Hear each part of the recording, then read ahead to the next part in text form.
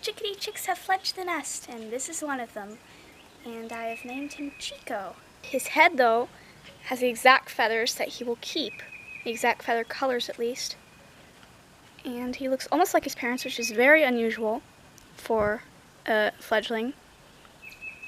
But he'll get to look a little bit more like them over time. But he looks pretty much like them right now, so. Hey Chico, he's so cute. One more thing, this is the chick of one of the chickadees I tamed. I don't know if it's fearless or if it's brave, so I hope that over time I'll tame all of the chickadee chicks too, especially this one.